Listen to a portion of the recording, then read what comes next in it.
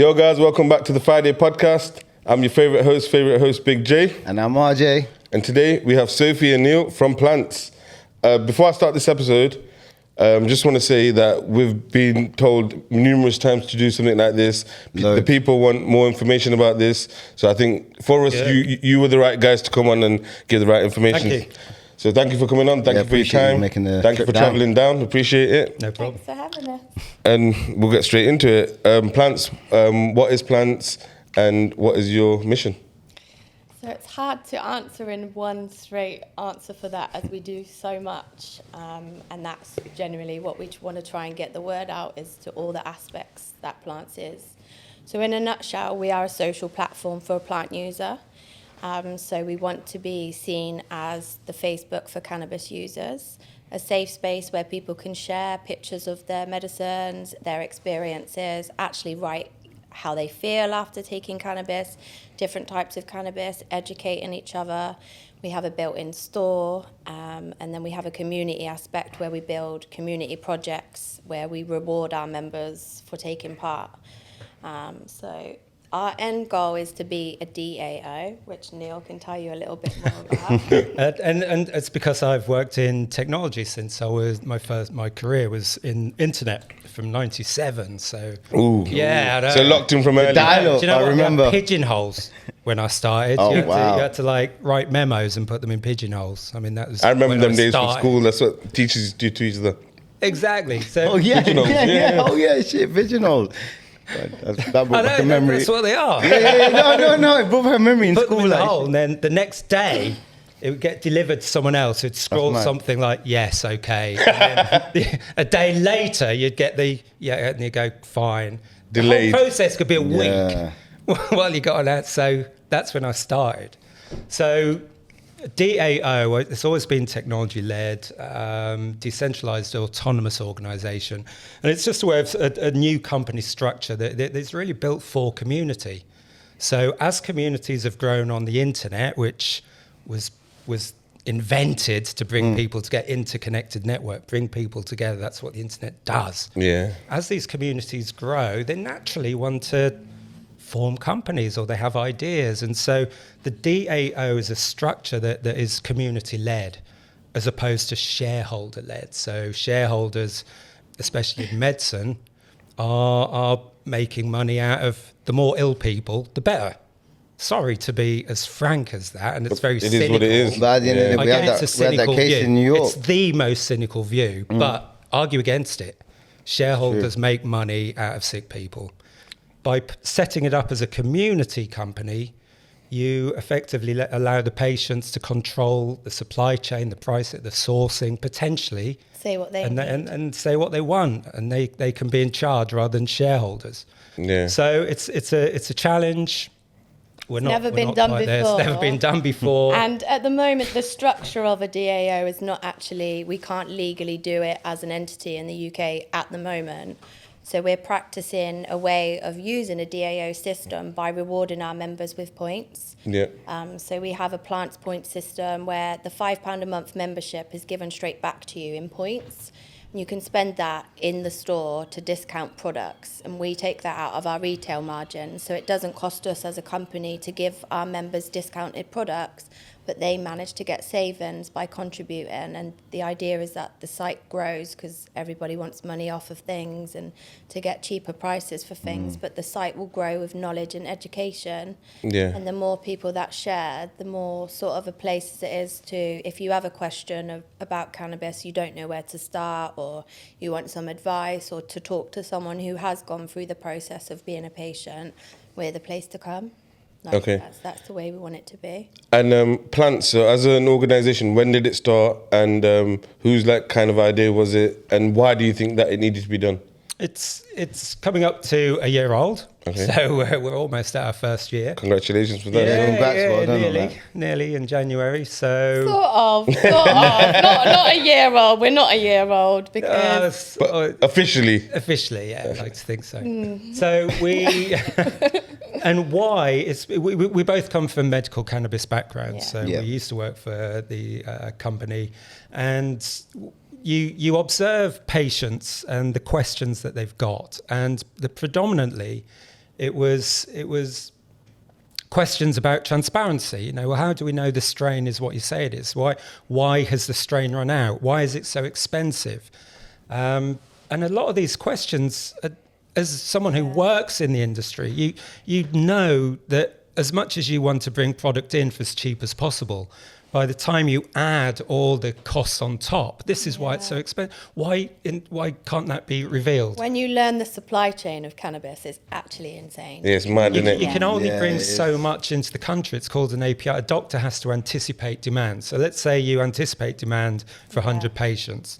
Your patients grow to 500. Suddenly that anticipated demand runs out. Of supply. So the customer runs out. It's a constant negative from patients. Why have you run out? Why isn't there a substitution? Because But you can educate patients. You can show them. Is it constantly growing at the moment as well? So it's always going to be. Clinics don't want to do it because they want to make money. It's not really about educating the patients in that sense. Yeah. But They say there's an estimated 50,000 patients in the UK, but I know a clinic, I won't name them, but they did a Black Friday sale to sign people up, and they signed 1,200 patients in a day.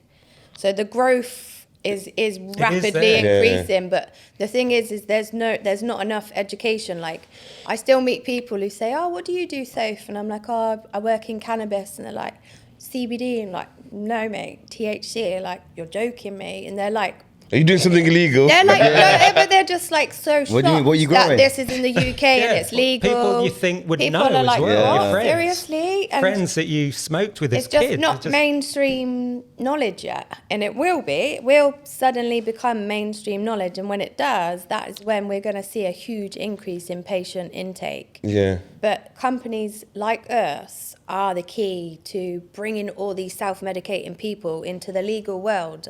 At the moment, we face a battle of a lot of rec people are like, I don't want to sign up to and conform. Like, I don't want to do.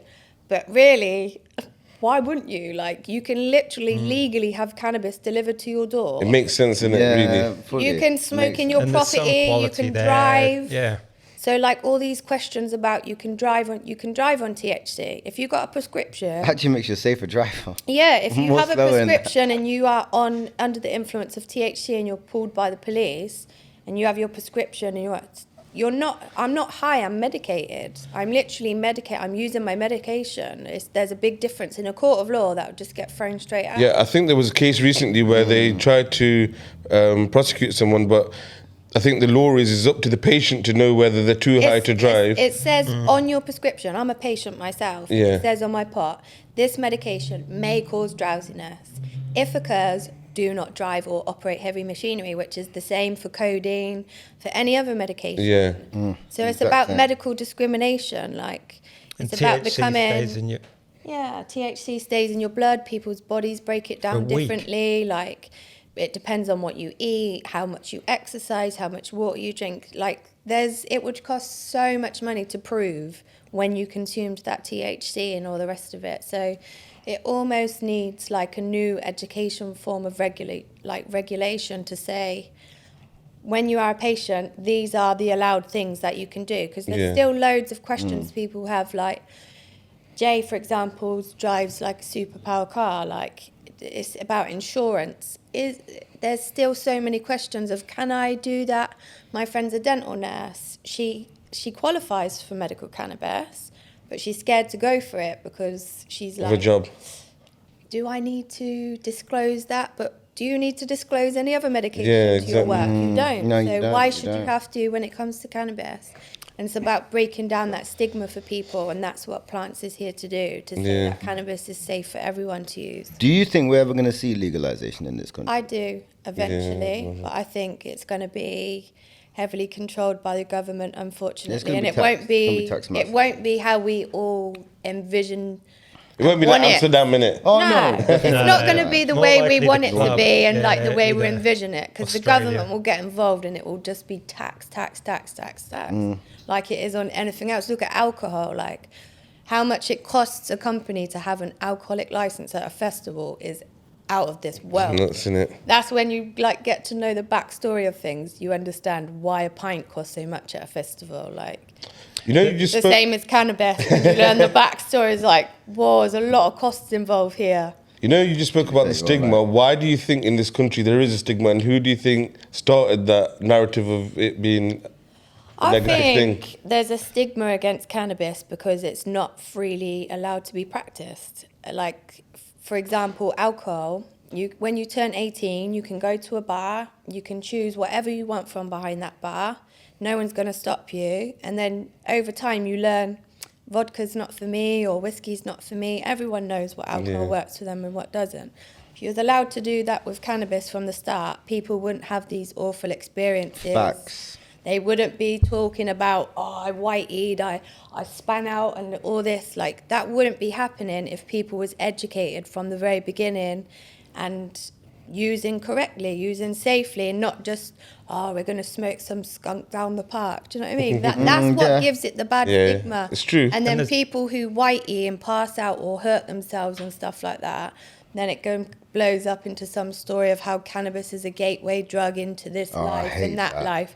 It's just, it's all about education. If there is more education, cannabis would be seen for the beautiful plant that it actually is and not a drug. You know, going everywhere else and seeing it legalized in so many different places, you see the reactions, you see how people are so, the reaction to it and the way they are, they're so friendly. And like, even when I went to States, like when we were at one of the dispensaries, they just want to help and talk to you about the vibe is different, isn't it? The vibe is just, everyone's just so happy to be there and just like, very different. Because Exactly. it's not a secret. It's not like, we're smoking weed. And it's amazing like, when you go in. wow, look at all the weed we have to offer. You go in and you expect someone to follow you in and slap your hand, so you can't do that. Yeah, I felt weird. It felt weird. You're free there. Everything's in front of you. Like an adult, you can choose what you want and walk out. It's amazing.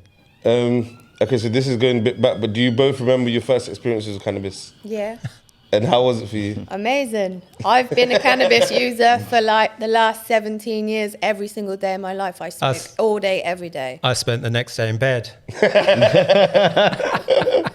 Couldn't get out of bed. Like, oh my God. No. But yeah, it's like, slightly different. Yeah, no, cannabis is definitely a big part of my life. So you know how we said that the medical industry is growing?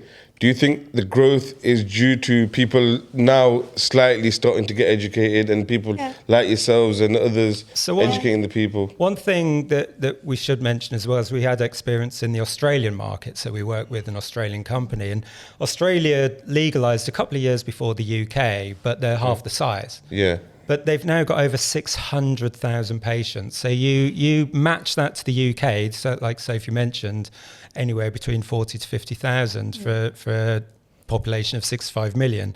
So 600,000 patients in Australia, and that's because they've made it easier for people. So because they've made it easier, the access route is easier, and it shows the demand, and GPs can prescribe as part of any other medicine. It doesn't have to go through a private specialist anymore. Okay, so to begin with, and sort of carved out you can see what caused the difference in Australia, going from a fairly steady growth to an exponential growth. Yeah. So we know what works. We can see what works, and it's about educating doctors as well as educating and making it a lot easier.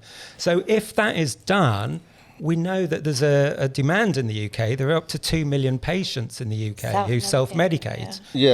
So we know there's 3 million estimated, but it's 2 million who self-medicate. I've tried to get 2 million people. The access route in the UK though is kind of retarded. Like, I mean, you have to have 2 failed pharmaceutical drugs prior to applying. All right, so wait, let's stop here. So, you know this bit, I want to do it properly because people keep asking me. You know, since we've had Lean Cuisine, big up Lean Cuisine. Yeah, since we've had him on, people keep asking, get someone on to get run us through the whole process. So you go to the GP. Because I failed the first time I went. I got Did you? I tried it. I literally, they go. Do you mind me asking who you applied with? Yeah, Curaleaf. The first time, and you was declined? I was declined. Did they give you a reason as to why? I needed to have the same thing that was wrong with me and go to the doctors 3 times. For 3 times? 3 times. I have to go to the doctors 3 times with the same medical problem. And they have to have prescribed me 3 different drugs. Usually 2. And if that doesn't work, then I would When have was to go back this? and apply. So this was, when was it? It was Early this year, I think it was. Yeah, Wow, that's This really, is that's one of the things actually they don't worrying have in to hear Australia. because that's not the law. That's what they told. That's what they told me that I had to do. The law is there's two different routes to access to medical cannabis. You can go through a pain route or you can go through a mental health route. So someone who has PTSD, insomnia, anything like that, that comes under mental health. And then a pain condition. Yeah. You can actually be prescribed medical cannabis without being prescribed a medication, even if you've been prescribed physiotherapy treatment for like continuously for an injury, you're eligible. Okay. Pain is the easiest route to be prescribed cannabis. You need one failed pharmaceutical drug on your chart. If you've had an injury, it comes under different scheduled acts of drugs, but it's normally like a codeine or an opioid-based painkiller, something that you've been continuously taking for a pain. And it's not then working. You're eligible. Yeah. That's up to you to say, this isn't working for me anymore. I want to apply for plant medicine. Yep. But can Mental health is 2 failed pharmaceutical drugs. Okay. So antidepressants needs to be 2 different types that somebody's continuously taken. And of course, it's 6 weeks per medication. So that's a really long way to get into it. Yeah. So the easiest access route to medical cannabis is through pain. But can we point out here one of the side effects of what this does, that this message back to people that you've got to try different medicines. If you go in for pain, a doctor will almost certainly prescribe you an opioid. Mm-hmm. Almost certainly it'll be a codeine or along those lines. 90% of the time. So you will go in with a pain and the doctor is under instructions pretty much to give you an opioid, which is heroin. Let's face it. Yeah. So heroin is okay. is the first thing you'll get prescribed. And then if you try something else, then it will be a natural product, which grows in a garden, it grows in a bucket. It should be your natural right. It's a natural product that you could get anywhere 100 years ago because it used to grow native in the UK. That's the third line. So heroin, Start. cannabis. So let's point this out, this madness that we're going through at the moment. People are being prescribed opioids with all the side effects that are inherent with opioids before plant medicine. In Australia, you can walk in off the street and apply for plant medicine without trying anything else. So your human right there is allowed, I want to smoke cannabis before I try any of your pharmaceutical stuff. That's that way round in Australia. That's what we need. But in Australia, CBD is also a prescribed product. They haven't got everything right. Oh, So CBD, And vapes are illegal. you can't buy it off the shelf. But here in the UK, don't even get me fucking started on the CBD laws, Here in the UK, And getting worse. CBD comes under a novel food licensing, So do you know? Sorry, just stop you there. You know, at one point, in 2015, I promise you could go on eBay and Amazon and you could buy CBD flower. Yeah. And then they took it off after that. There's loads of loopholes. It's Really? marketed as hemp tea. Yeah, hemp tea. Yeah, that's what it was. And like all these other different ways. There's also loopholes in the cannabis industry in like Australia. There's do you remember the bloody infuser?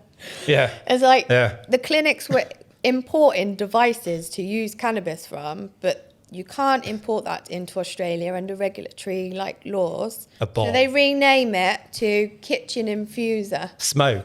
For smoke. And they had a picture then that's of a chef. it. It Boom, was a stamp chef in the going country. with some carrots going, this is what we're using it for. infuser. And straight in the country. It's actually insane. All the Find the different loophole. loophole laws. Find There's a the loophole in loophole. everything. That is mad. Because That is the laws absolutely are so crazy. mad.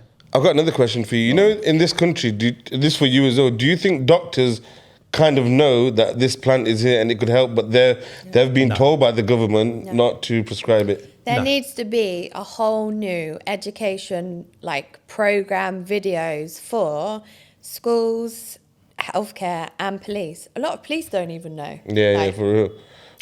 You're smoking cannabis, Fuck you, mate. It's I'm got such a straight. bad. You know what it is? It's got such a bad reputation, and it's hard to shake. Do you know that there is a reason when you look at it, there is a reason. And I spoke to a doctor yesterday, who went to medical school. Now, giving away my age, I used to go to university in the late 80s, so I was educated by professors in the late 80s. The endocannabinoid system, which is at the heart of why THC and CBD works, is a major part of our bodies, but it was only discovered in 1985. It's not visible to the outside eye. The ECS is all the neurons inside and the transmitters that are in our bodies. You can't see it like you can a heart and lungs. So it was only discovered in 1985. That means that all the professors that have taught education throughout all these years, they were never taught about the ECS either. They went to uni at the same time as me. They didn't know what the ECS... The textbooks that have been used for the last 20 or 30 years were written by a previous generation. They weren't written by the people who know the ECS. So there's one generation behind that. So there's a whole generation of doctors who, if you ask them what the ECS is, even though it governs the neurons in our body, the basis for pretty much every feeling, hunger, anger, it's all driven by neurons. Doctors don't know what the ECS is. And to me, there is an explanation for why doctors have to be educated alongside politicians and patients. Even I remember my mum used to go in on me about cannabis. She used to show that it was Shiva's sacred plant. It's in our religion. And you know what? I don't know why the elders have so much bad things to say about it, but you follow the religion. You go to the temple every day. This was Shiva's sacred plant. And you say, it stinks, it stinks. Have you heard? Yeah. Go tell Bhagwan when you go see him next time that your plant stinks. Have you heard about Shintoism as well? In Japan, they have a religion called Shintoism where they pray to the gods of nature, and there's a special area in Japan where they cultivate hemp, and it's like a hemp like special area. They make clothing and medicines and balms and stuff. In Japan, have just legalized the use of cannabis for for CBD. And I swear it's like 700% increase in sales in the first year in Japan. Bloody hell, man. So it's like as soon as you're allowed to operate and practice with the plant, it's just like the floodgates open. It's like the same happened in Canada, but as soon as they had queues around the block and stuff like that. Yeah, that's crazy. I heard something crazy yesterday. I'll tell you what it is. There's something called the Traditional Herb Register in the UK. I didn't know this. So the Traditional Herb Register contains all the things like raspberry leaf and buttercup cough syrup, peppermint water, tea tree oil. If you register one of those herbs on the TCHR, you can then make medical claims based on all the decades of knowledge that we've got. Yeah, this is all the decades of knowledge. You're not allowed to make a medical claim for someone who actually decades helped of knowledge, right? That have, an old wives' tales. But I used to put my nan used to, when I had toothache, I remember I put a clove. Do you remember? Yeah. So we've known for decades. Yeah. The reason the clove works is it's beta-caryophyllene. Beta-caryophyllene is a natural painkiller. Yep. And what strains have beta-caryophyllene? All the cookies strains have a lot of beta-caryophyllene in them. So there's actually a reason why cannabis, THC, is good for pain. It's based on the same principles that cloves were. Yeah. So this THR has got things like, if I worked at a herb health company, pick up a herbalist, huh? I could make a claim that said raspberry leaf is good for period pain, and I say that specifically because it's in the THC. That's right. And the reason is it's got an acid in it, allergic acid that is good for blood flow. So blood flow to the hips alleviates pain if you are suffering from cramps. Cramps, more blood flow, it works. There's a logic to it. So you can say that if you're Holland and Barrett. But if I, as a cannabis person, were to say THC and CBD are good for pain, for the reasons that I've just described, I can tell you why. I can tell you the molecule, the compound. I could tell you why it does it. I can face 2 years in jail. What? So, as a cannabis person, the maximum fine for making a medical claim for cannabis is up to 2 years in prison. It's mad, isn't it? And But it's scientifically proven, though. It's but you're not allowed to say still. You're not allowed to say that. Even as You're a going to customer. Even if I'm looking at a scientific research, even if I'm looking at it, I cannot say what it is. You could get the guy's number and be like, "Hey, look, you're the scientist." We know brands. We're like this CBD brand who made the most amazing CBD balm. We got to know him. A customer of his wrote a review on his website to say this balm changed her life. Straight contacted by the MHRA, take that down or you're going to be fined. Like, that's not even him. He's made an amazing product and someone's online saying, this really works. I'm not going to say lean me. cuisine's chilies. Do you want to hear Yeah. I love that shit. Do you want to hear another? I got another story. I don't know whether you want to. Go on. So I saw this cutting, 1947. Yeah. And it was by this professor in the University of Utah in the USA, Jean Day, her name, and she made the first link between cannabis and epilepsy. So Epidiolex now is one of the only drugs that's actually licensed for use in the NHS, and that's because it cures epilepsy, a very specific form of it, not every, but a very specific form of epilepsy. So she made this link in 1947. It found its way to this guy called Ansling, who worked in the DEA. And at the time, their job was to suppress cannabis. You know, they didn't want cannabis. So this was bad news. The fact that it had a medical property. But he noticed something, and the THC that had been used was a synthetic. It had been made in a lab. And so what that allowed the US government to say, and if you look in the 1961 UN Convention of Narcotics, this is still the wording that is used today. Natural cannabis does not have any known medical benefits. The synthetic one, cannabis, because he knew it did, but it was using a synthetic. And if you look at what the UK say, they say raw cannabis. So they actually do know it's got a medical benefit. It's just in order for them to sign up to the UN Convention, Costa Rica 2 weeks ago tried to legislate for recreational, and their Supreme Court said, we can't do this because we've signed up to the 1961 Convention. That's ridiculous. This convention needs to be rewritten. We are talking about. This has real 2025 convention. You had it here, man. That's why it's important, though, that we sort of conjoin the recreational world with the medical world. That's what needs to happen, because anything successful in the medical field has been grown from the grassroots up. That's why we've partnered with lifestyle brand UK Stoned Island. With all of the community and the passion that he's got for the flower, we've brought him on board as a brand partner, and that's the mission, that we bring both sides of the party together to increase the amount of people that can get access to the flower, educate people about it, break down the stigma, and just let everybody get high and enjoy it. Perfect. Personally, I think the main thing is education. People just need to be educated about the plant. People need to keep using the word medicine, because I think that is key. Yeah. People keep saying, oh, this, that. Yeah. The key word is medicine. And I love what you guys are doing. Yeah, so my next question is, where do you smashing see Plantz in 1 year, and where do you see it in 5 years? That was over to me, is it? So I've told my story. I'm done. The next year is just about getting as much coverage and getting as much eyes on our brand as possible, getting people on board and getting people committed to the mission, because it's like a lot of people could say, oh, that's cool, whatever, but we need people invested, people that want to help us create this mission, like people that have got time to dedicate and want to see success for everybody for cannabis. Plantz is about cannabis for everybody. It's community for the community. It's community for the community. Yeah. Plants for people, literally. And 5 years? 5 years, I want to see Plantz being the another biggest social network in the world, like Facebook, but for cannabis. Yeah. So the hub, the spot to go for anything plant-based. Any big brand, you get like House of Fraser, it would be like House of Plants.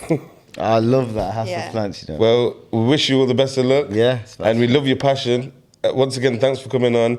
And I think we'll meet again in a few years' time. 100%. 'Cause I think it's going to blow up. Thank you. Massive. Really nice Well to done. meet Love you. what you guys are doing. Cheers. Thank you very much. Thank you. Hey guys, we're back. So we got Sophie, we got Jay from Stone Island, UK. Go on, big up. Thank you for coming on again. Thank you for taking time out. It's a pleasure. It's a pleasure. So I've been following your journey for quite a while. I appreciate that, man. And big up, man.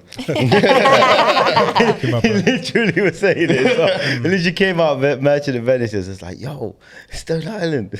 Yeah, it's a pleasure to be here. Yeah. I'm glad that you've been a part of my whole growth and that in the UK. So yeah, let's go. Big up, man. So same question. What inspired you to start your brand and lifestyle company, and what's the main goal? To be honest, we've been involved with cannabis since we was young. So from like 12 years old, good or bad, we've literally been knee deep in the cannabis scene within the UK. So we had a passion for it. At the time we started Stone Island, we had the idea that legalization was going to happen in the UK soon. Soon, yeah. So we just said, you know what, we want to be at the forefront of this. And obviously that was nearly 10 years ago now. Everyone's hoping waiting. still. But since then, we've seen CBD be introduced. We've seen medical cannabis become, available to patients. So we are going in the right direction, as slow as it is. Yeah. So yeah, that's what we're trying to get at. No, so obviously, like, big ups again, because you lot have been, like you said, you've been doing it since you were young, and there'll be other people that have come and gone, they've fallen off. Like you said, we thought that it was going to become legal ages ago, and it didn't, and it hasn't so far. So what makes you keep going, and what's I think in your brain that thinks, a lot yes, of it is definitely. the passion for the plant. I mean, we all use cannabis for Took different the words out my reasons. mouth. It's Passion for the it. plant. I mean, we all do have that passion, otherwise you wouldn't do it. You Yeah. do what you love, innit? So it just made sense for us to continue it. I mean, hopefully when it does get legalized, we'll be in a position to be able to help people recreationally or medically and just have a right environment for the whole cannabis situation. And how would you describe the culture in the UK, the cannabis culture right now? At the moment, I think it's pretty split, 50-50. You have more like the medical side, who, to be fair, detest the recreational side. The fact that they see people smoking spliffs and they have the whole... I didn't know that, Yeah, definitely. Really? Because there's some people are advocating for sort of tincture medication, like get rid of the actual smoking aspect of cannabis. Like there's people that have advocated for medicine for their children, like when it comes to cannabis. So they don't see the people that consume cannabis in other ways as viable. They don't respect you, but why not? We're just consuming it in a different Is that way. what happened at the last event where, remember we were going to and it got cancelled? Because Product Earth. smoke. Yeah, that's it. People Basically, yeah. Is that something... I mean, Product Earth as a concept was a brilliant idea. It literally brought the two worlds together. Yeah, Or that's drum what we sheds. were really looking forward to go on the second day, and then obviously we got the news in the morning. Well, Yeah. the 7 years cancelled. prior to that was really good. Around the corner, Yeah. far from here, Coventry. It was really, really good. And it was built on grassroots brand, grassroots people that are involved in community, people that know cannabis, love cannabis, use cannabis, and aren't afraid to talk about cannabis. And that's what it comes down to is people are scared. Yeah. Talk about cannabis. It's But the we stigma want to now. change. We want to be the new revolution for cannabis, like Plantz. We've got so many ideas up our sleeves of how we can connect Jay's community with all of our connections from the medical scene. Trust me, watch this space. We're going to be taking over. You got the biggest brains in both sort of... Yeah, we've got in the both fields. both the It's best combining worlds, both like, our expertise. Exactly, yeah. And how important do you think that is to have people from both sides? really important. Yeah, I'd say so, definitely, because again, even if you're a recreational user or just someone who needs cannabis as a medicine, the medical side don't see the other important factors like actual taste, quality of the actual experience medicine, what experience of what it tends to do to you. They're just reading from books. Like Neil, my colleague, said that it's quite a recent study. So a lot of them haven't got the actual experience where we've been around people smoking for 20 years plus. Some doctors still say when they're prescribing now, indica sativa. There is such a huge difference. Bloody hell. Like, don't get me started. What? Like, and that is the people they've got the gate pass. That's not acceptable. The red pill or the blue We pill. need more That's it, education literally, for innit? these prescribing doctors so they can open up a formulary, Plantz formulary, and say, okay, this is what people experience. These are the flavors. These are the profiles. Like, you get people like food is very similar as an example. Yeah, and all wine Someone as well. who like agrees with like strawberries. They love strawberries. It makes them feel nice. They love. Some people detest strawberries. It's the way that your body works in harmony with nature. Like, it's a personal the same. preference as well, isn't it? It is. Yeah, it's a lot of 100%. personal preference comes into it, but a lot of experience comes into it as well. For you can see when cannabis is equality, still fresh. It's and you can see most of this medical stuff coming is irradiated. It's horrible. You know how we keep going on about medical using and recreational? All right, so what would you say to someone, who, like me, for example, I'm self-diagnosed, so I know I've got something and I know I need medicine, I know I need cannabis for it, but they're not going to prescribe it to me, or I haven't asked, so I do need it, but then I smoke it recreationally as well, so it's like both worlds. What would you say to someone? It's like you said earlier, it's about the education. Yeah. You learn from like the formulae, for example, the matrix that Neil's got, when you learn what kind of terpenes and what kind of cannabis you need to help your ailment, you're better in a better position to be able to pick the right medicine for you if you're self-diagnosing yourself, if that makes sense. And I think even that, like, I think within the last maybe say 10 years, because before there was only blues and haze. Right, have you got a draw? And that was it. Like, have you got a draw? And that was it. Now it's like, what does it look like? Taste like? Smell like? Is it going to tuck me into bed tonight? Like, literally, like. Is it a stinky one? That's why the recreational market is so important, even in the medical, because there is so many factors. Not all weed is made equally. Yeah. So there's so many different factors that obviously people that are taking from their recreational days or what they've heard and trying to apply it to the medical. So that's what we're trying to do, is bridge that gap. Even strains that you get medical, they're from the rec world. That's where they started. Yeah. Why are you fooling us about medical strains? Do you know where you even got them genetics from? That like, what medical the history gelato is behind that? Like, how come you're gatekeeping, saying that I've got a license to grow this, but someone growing the exact same thing without a license, you're a criminal? Yeah, What? it's like you said. It's crazy. You know the illegal growers, the amount of like research and the things that they've been through. I think they'll be much better growers than the actual people do. Yeah, the R&D they will put be. in, all their own money, all the effort they put in. They've got a Passion whole for plants. Yeah. That's the difference. They've got the A passion. They've got a Passion, whole that's the main library word. of knowledge that It's like a street needs chef to be versus applied, Michelin chef. And a lot you know of what I mean? It's pharmaceutical literally, companies now, because the way cannabis are game is hiring going, they think recreational growers. we're getting in the cannabis game. They throw a load, they think we're going to get rich, but you don't know anything about cannabis. You're not going to succeed, and that's why a lot of companies are crashing.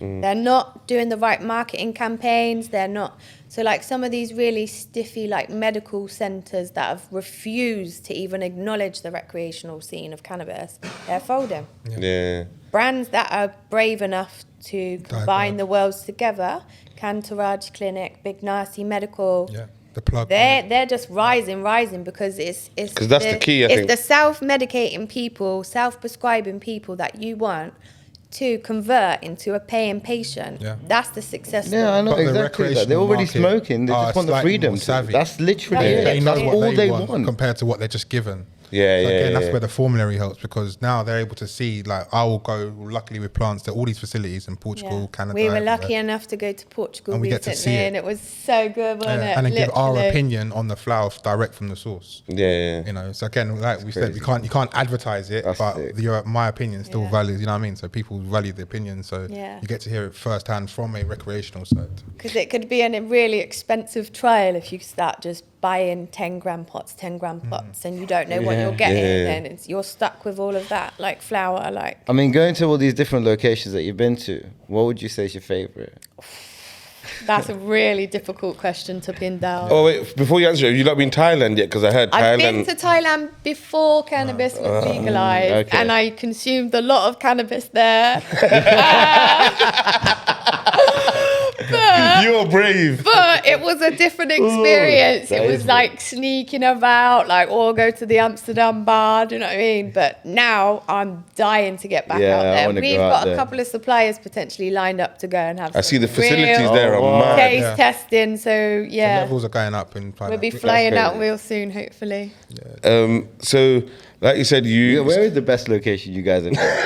Come on. For cannabis in general. Yeah, for cannabis in general. Australia. Australia's Australia the is best. the easiest access route. You can literally walk in a clinic and go in, have an appointment, Same go day. downstairs, fill your script, walk out with your bud. Legal. See you later. I think recreationally it has to be LA. Yeah. LA's Yeah, for sick for recreation. rec. Yeah. LA. But for the medical side, Australia was just like insane. Like, yeah, I can't eat, by the way. Sick. Yeah.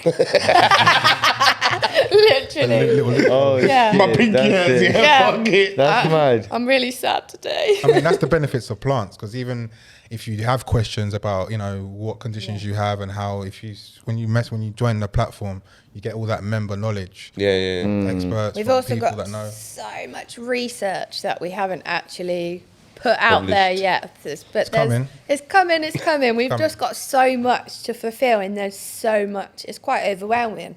We've got like 12 years of research on cannabinoids, and we're breaking it down into layman's terms to try and help people make their own medical decisions, like with the information in front of you. It's up to you what you do. Education is the key, isn't it? Yeah. When you know something, and That's why I keep saying, for this thing, education is key. You know, for Stone Island, like you said, you started it 10 years ago, and we were heading towards once it's legal, what is Stone Island going to do then? What is the plan? I mean, the reality is, it depends what way UK legalise it. There's It's up to them, innit? This legalisation. Yeah. You go to like Spain, they've got associations. Obviously, if you go to Amsterdam, it's recreational. California got its own idea. Canada's got its own idea. So it really just depends on how the UK legalise it to see how we're going to have our foot How in the market. freely we can operate with it. That's the thing, yeah. Basically, yeah.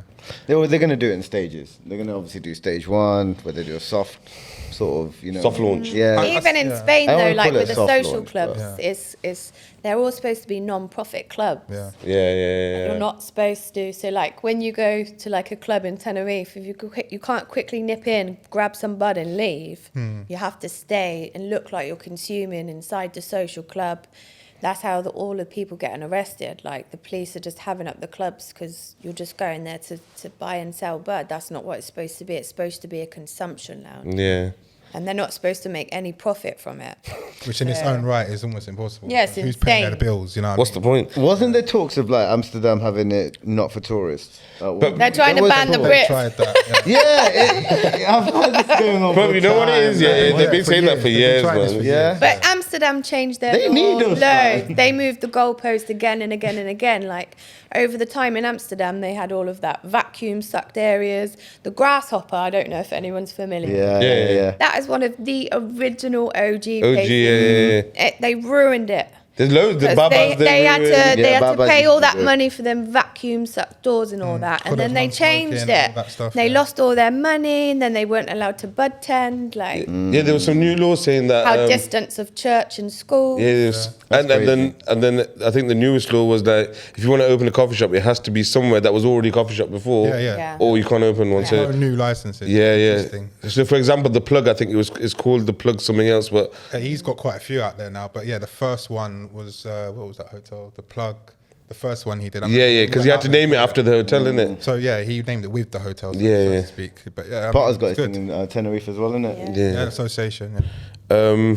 So yourself, where do you see your brand in 1 year's time and 5 years' time? Or does it just depend on where the government takes it? I'm really looking forward and happy to be working with Plantz. So my goal is pretty much aligning with theirs, that we're able to provide a platform for cannabis users, if it be a retail shop or an association or whatever facility, whatever way legally we can do it, we're gonna do it. Yeah. But at the moment, it's quite up in the air in the UK. I mean, Germany has just legalized. I was just about to say Germany. Yeah. Hopefully that starts like a domino effect. But you know, Germany, they did like a fast track thing, innit, where they just They have legalized it. just had a big bump in the road, though, Yeah. with some politics. It might actually just completely do a U-turn. Oh, really? Yeah, Germany have had a big bump in the road, so we're not really sure, because everyone was so confident that Germany would pave the way for the rest of Europe, because in general, Germans do it good, right? Yeah. But no, there's been a big bump in the road, so I think we're a gonna lot of have it's to wait because and Germany's see. pretty split still.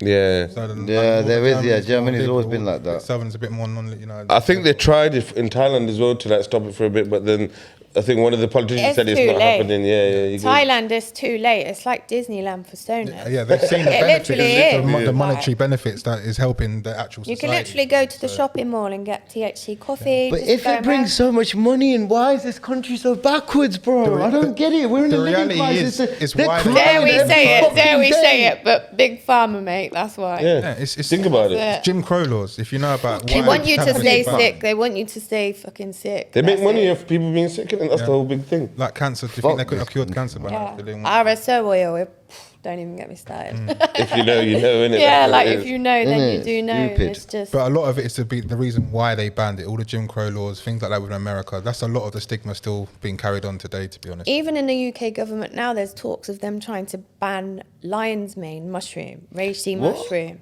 because they've realised how strong and powerful it is, and people are using it to better themselves. They're not taking All of a ashwagandha sudden, here. No, no, they're trying to change the regulations. That's All of a sudden, stupid. everybody's getting more awoke and like Everyone's thinking trying to more be with their better, own minds trying to- and la la la. That's fucked. They don't want that. That's crazy. But don't there make we the go money off down it, that innit? fucking rabbit hole. Just another system of control, innit, really? Literally. Nanny state. Yeah, you know. But I just want to say thanks again for coming on. Appreciate you Thanks guys for coming having on. me. And Thank like I you said, so we'll much. probably see you hopefully again in a few years' time. You will. In a better position. Should we do sponsors? Big up Mama's Kitchen. Yeah, man. Big up Pyro Tube, Improve Designs, OD Designs. Yeah, big up man-made barbers each and every time. Big up Flexi Vehicle Hire. man. Gypsy Lane Chippy. Yo, we got loads of sponsors now. FNK Flooring. Sorry if I forgot any. Big up Leicester Podcast. That's it. Oh, Chili Guys. Big up Chili Guys. Spicy one. Leicester Podcast Studio every time. Big up these guys Yeah, for man. coming on. Thank you, man. Stone Thank Island you guys UK. for Make making sure you join the follow. Join the community, man. Join the community. I'm joining. Plantz. I'm telling you now, I'm joining. Yay. Definitely worth Welcome it. to the Plantz That's family, it. guys. Definitely worth Thank you very much, man. But yeah, I Pleasure. appreciate you lot Thank taking you your guys time for out, that. man. Thank you, man. Thank you. Thank It's a you. wrap.